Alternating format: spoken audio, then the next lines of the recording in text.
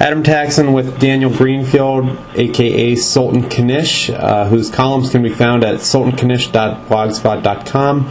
We're now discussing his Tuesday, June 26, 2012 column, It's Hard Out There for an Outsider. But before we get to that, Daniel, congratulations. You got some pretty extensive coverage on Rush Limbaugh's show earlier today. That was for your column, Why the Newsroom is Good News for Republicans, which came out last night.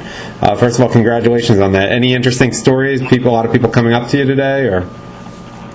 No, just thanks, and thanks to you and everybody who helps really promote the articles. I certainly don't do it on my own. Okay, so I guess you're less of an outsider and more of an insider now.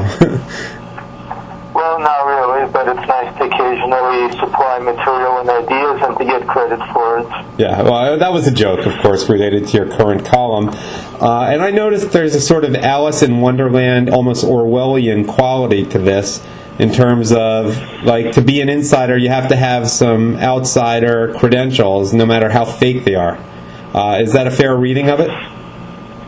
Yes, it is. When you want to create a tyranny, then you have to pretend to be a victim. To wield power, you have to claim innocence. To be able to control other people's lives, you have to claim that your life is out of control.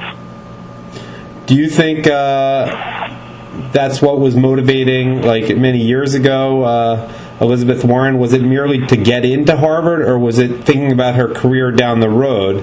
I imagine it's just in that case to get into Harvard. Or is it just a general mental sickness that one has to make up some identity? Just being a middle class or upper middle class white isn't good enough. Is that what's going on here? It's both, really. It's about in America where exactly being middle class white isn't good enough. Where you have to get ahead, you have to claim that you don't have power, and then you can use that claim to seize power. Where did this come? The only people who are allowed to wield power completely are outsiders, or people who are wielding power on behalf of outsiders, which is the left's big specialty. What are the roots of this? Is this all starting from the French Revolution? Where did this idea come in? The French Revolution is definitely a major milestone.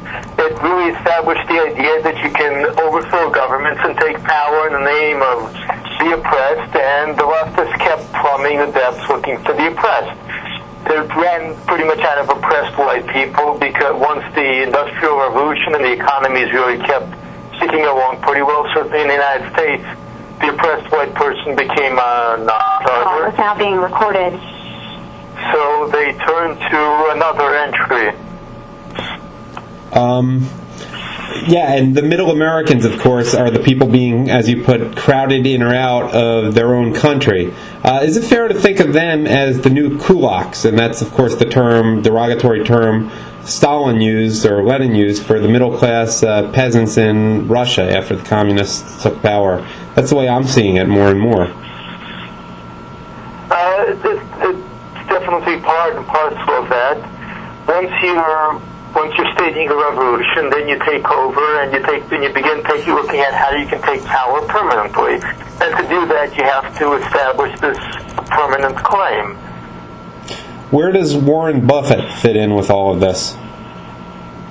Well, he's the paradoxical guy whose name is all over the class warfare agenda. He's the second richest man in the country, whose name is being given to a bill that's supposedly meant to tax the rich more.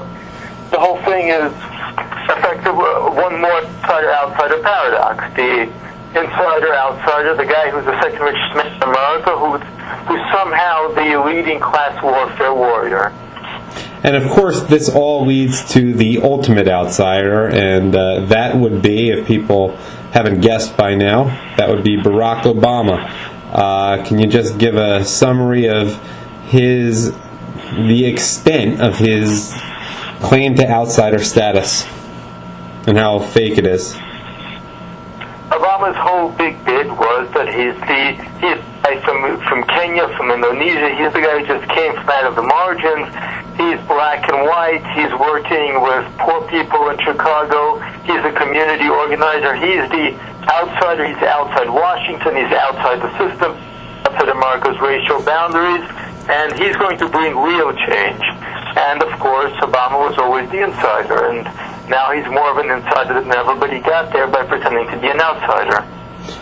I've been talking to Daniel Greenfield. The column is "It's Hard Out There for an Outsider." Rush Limbaugh, if you're listening, maybe you can help make it 2 in a row on your show. Daniel, as always, thank you for your time.